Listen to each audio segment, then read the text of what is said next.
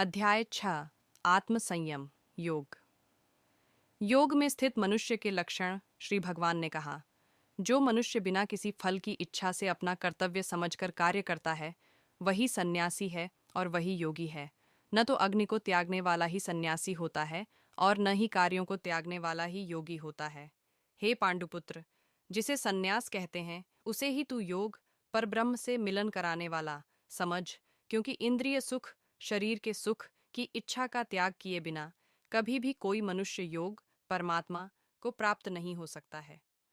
मन को वश में करने की इच्छा वाले मनुष्य को योग की प्राप्ति के लिए कर्म करना कारण होता है, और योग को प्राप्त होते होते सभी सांसारिक इच्छाओं का अभाव हो जाना ही कारण होता है।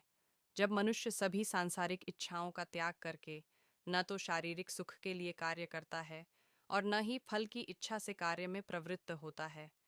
उस समय वह मनुष्य योग में स्थित कहलाता है। मनुष्य को चाहिए कि वह अपने मन के द्वारा अपना जन्म मृत्यु रूपी बंधन से उद्धार करने का प्रयत्न करे और अपने को निम्न योनि में न गिरने दे, क्योंकि यह मन ही जीवात्मा का मित्र है और यही जीवात्मा का शत्रु भी है। जो मनुष्य मन को वश में कर लेता है, उसका वह मन ही परम मित्र बन जाता है, लेकिन जो मनुष्य मन को वश में नहीं कर पाता है, उसके लिए वह मन ही परम शत्रु के समान होता है। जिसने मन को वश में कर लिया है, उसको परम शांति स्वरूप परमात्मा पूर्ण रूप से प्राप्त हो जाता है। उस मनुष्य के लिए सर्दी गर्मी, सुख दुहक और मान अपमान एक समान होते हैं। ऐसा मनुष्य स्थिर चित्त वाला और इंद्रियों को वश में करके परमात्मा के ज्ञान द्वारा परमात्मा को प्राप्त करके पूर्ण संतुष्ट रहता है। ऐसे परमात्मा को प्राप्त हुए मनुष्य के लिए मिट्टी, पत्थर और सोना एक समान होते हैं। ऐसा मनुष्य स्वभाव से सभी का हित चाहने वाला, मित्रों और शत्रुओं में, तटस्थों और मध्यस्थों में, शुभ चिंतकों और ईर्ष्यालुओं में, पुण्यात्माओं और पाप आत्माओं में भी एक समान भाव रखने वाला होता है। ऐसा मनुष्य निरंतर मन सहित शरीर से किसी भी वस्तु के प्रति आकर्षित हुए बिना तथा किसी भी वस्तु का संग्रह किए बिना परमात्मा के ध्यान में एक ही भाव से स्थित रहने वाला होता है। योग के अभ्यास के लिए मनुष्य को एकांत स्थान में पवित्र भूमि में न तो बहुत ऊंचा और न ही बहुत नीचा कुशा के आसन पर मुलायम वस्त्र या मृगछाला बिछाकर उस पर दृढ़तापूर्वक बैठकर मन को एक बिंदु पर स्थित करके चित्त और इंद्रियों की क्रियाओं को वश में रखते हुए अंतःकरण की शुद्धि के लिए योग का अभ्यास करना चाहिए। योग के अभ्यास के लिए मनुष्य को अपने शरीर, गर्दन तथा सिर को अचल और स्थिर रखकर नासिका के आगे के सिरे पर दृष्टि स्थित करके इधर उधर अन्य दिशाओं को न देखता हुआ बिना किसी भय से इंद्रिय विषयों से मुक्त ब्रह्मचर्य व्रत में स्थित मन को भली भांति शांत करके मुझे अपना लक्ष्य बनाकर और मेरे ही आश्रय होकर अपने मन को मुझ में स्थिर करके मनुष्य को अपने हृदय में मेरा ही चिंतन करना चाहिए। इस प्रकार निरंतर शरीर द्वारा अभ्यास करके मन को परमात्मा स्वरूप में स्थिर करके परम शांति को प्राप्त हुआ योग में स्थित मनुष्य ही सभी सांसारिक बंधन से मुक्त होकर मेरे परम धाम को प्राप्त कर पाता है। हे अर्जुन, योग में स्थित मनुष्य को न तो अधिक भोजन करना चाहिए और न ही कम भोजन करना चाहिए, न ही अधिक सोना चाहिए और न ही सदा जागते रहना चाहिए। नियमित भोजन करने वाला, नियमित चलने वाला, नियमित जीवन निर्वाह के लिए कार्य करने वाला और नियमित सोने वाला योग में स्थित मनुष्य सभी सांसारिक कष्टों से मुक्त हो जाता है। योग में स्थित मनुष्य का योग के अभ्यास द्वारा विशेष रूप से मन जब आत्मा में स्थित परमात्मा में ही विलीन हो जाता है, तब वह सभी प्रकार की सांसारिक इच्छाओं से मुक्त हो जाता है। उस समय वह पूर्ण रूप से योग में स्थिर कहा जाता है। उदाहरण के लिए, जिस प्रकार बिना हवा वाले स्थान में दीपक की लौ बिना इधर उधर हुए स्थिर रहती है, उसी प्रकार योग में स्थित मनुष्य का मन निरंतर आत्मा में स्थित परमात्मा में स्थिर रहता है। योग के अभ्यास द्वारा जिस अवस्था में सभी प्रकार की मानसिक गतिविधियां रुक जाती हैं, उस अवस्था समाधि में मनुष्य अपनी ही आत्मा में परमात्मा को साक्षात्कार करके अपनी ही आत्मा में ही पूर्ण संतुष्ट रहता है। तब वह अपनी शुद्ध चेतना द्वारा प्राप्त करने योग्य परम आनंद को शरीर से अलग जानता है, और उस अवस्था में परम तत्व परमात्मा में स्थित वह योगी कभी भी विचलित नहीं होता है। परमात्मा को प्राप्त करके वह योग में स्थित मनुष्य परम आनंद को प्राप्त होकर इससे अधिक अन्य कोई सुख नहीं मानता हुआ भरी से भारी दुख से भी चलायमान नहीं होता है। मनुष्य को चाहिए कि दृढ़ विश्वास के साथ योग का अभ्यास करते हुए सभी सांसारिक संसर्ग से उत्पन्न दुखों से बिना विचलित हुए हैं योग समाधि में स्थित रहकर कार्य करे।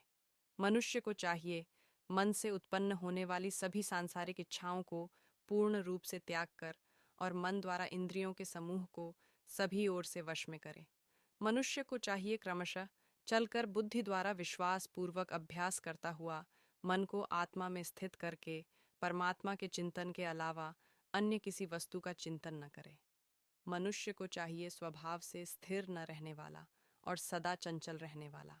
यह मन जहाँ जहाँ भी प्रकृति में जाए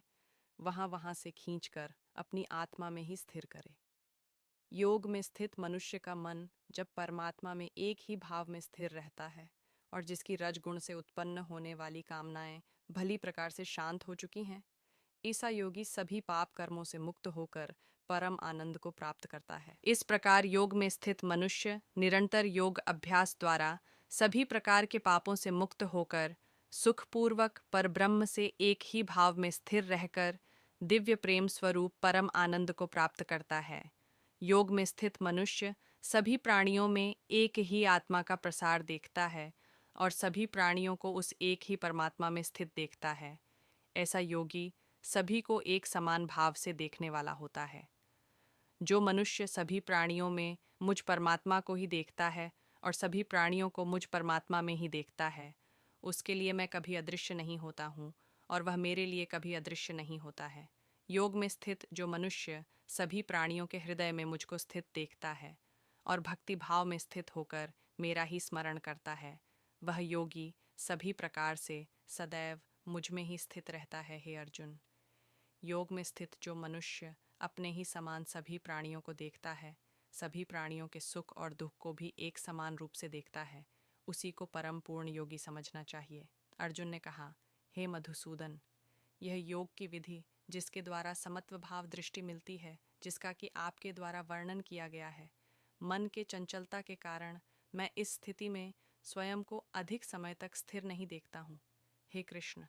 क्योंकि यह मन निश्चय ही बड़ा चंचल है, अन्य को मथ डालने वाला है और बड़ा ही हठी तथा बलवान है, मुझे इस मन को वश में करना वायु को वश में करने के समान अत्यंत कठिन लगता है। श्री भगवान ने कहा, हे महाबाहु कुंती पुत्र, इसमें कोई संशय नहीं है कि चंचल मन को वश में करना अत्यंत कठिन है, किंतु इसे सभी सांसारिक कामनाओं को त्याग, वैराग्य और निरंतर अभ्यास द्वारा वश में किया जा सकता है। जिस मनुष्य द्वारा मन को वश में नहीं किया गया है, ऐसे मनुष्य के लिए परमात्मा की प्राप्ति योग असंभव है, लेकिन मन को वश में करने वाले प्रयत्नशील मनुष्य के लिए परमात्मा की प्राप्ति योग सहज होता है, ऐसा मेरा विचार है। अर्जुन ने कहा, हे कृष्ण, प्रारंभ में श्रद्धापूर्वक योग में स्थिर रहने वाला किंतु बाद में योग से विचलित मन वाला असफल योगी परम सिद्धि को न प्राप्त करके किस लक्ष्य को प्राप्त करता है? हे महाबाहु कृष्ण, परमात्मा की प्राप्ति के मार्ग से विचलित हुआ, जो कि न तो सांसारिक भोग को ही भोग पाया और न ही आपको प्राप्त कर सका, ऐसा मोह से ग्रसित मनुष्य क्या छिन्न भिन्न बादल की तरह दोनों ओर से नष्ट तो नहीं हो जाता? हे श्री कृष्ण, मैं आपसे प्रार्थना करता हूँ कि मेरे इस संशय को संपूर्ण रूप से केवल आप ही दूर कर सकते हैं, क्योंकि आपके अतिरिक्त अन्य कोई इस संशय को दूर करने वाला मिलना संभव नहीं है। श्री भगवान ने कहा, हे पृथा पुत्र, उस असफल योगी का न तो इस जन्म में और न अगले जन्म में ही विनाश होता है, क्योंकि हे प्रिय मित्र, परम कल्याणकारी नियत कर्म करने वाला कभी भी दुर्गति को प्राप्त नहीं होता है।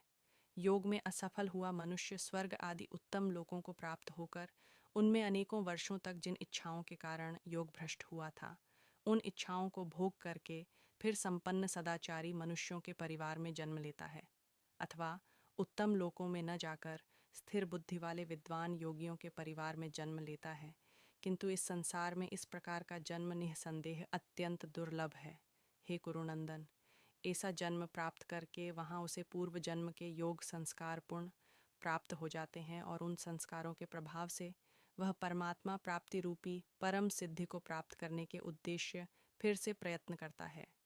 पूर्व जन्म के अभ्यास के कारण वह निश्चित रूप से परमात्मा पथ की ओर स्वतः ही आकर्षित हो जाता है। ऐसा जिज्ञासु योगी शास्त्रों के अनुष्ठानों का उल्लंघन करके योग में स्थित हो जाता है। ऐसा योगी समस्त पाप कर्मों से शुद्ध होकर अनेक जन्मों के कठिन अभ्यास से इस जन्म में प्रयत्न करते हुए परम सिद्धि को प्राप्त करने के पश्चात परम गति को प्राप्त करता है। तपस्वियों से योगी श्रेष्ठ है, शास्त्र ज्ञानियों से भी योगी श्रेष्ठ माना जाता है, और सकाम कर्म करने वालों की अपेक्षा भी योगी श्रेष्ठ है। इसलिए हे अर्जुन, तू योगी बन। सभी प्रकार के योगियों में से जो पूर्ण श्रद्धा सहित संपूर्ण रूप से मेरे आश्रित हुए अपने अंतकरण से मुझको निरंतर स्मरण दिव्य प्रेमा भक्ति करता है, ऐसा योगी मेरे द्वारा परम योगी माना जाता है। इस प्रकार उपनिषद, ब्रह्म विद्या तथा योग शास्त्र रूप श्रीमद् भगवद गीता के श्री कृष्ण अर्जुन संवाद में ध्यान योग नाम का छठा अध्याय संपूर्ण हुआ।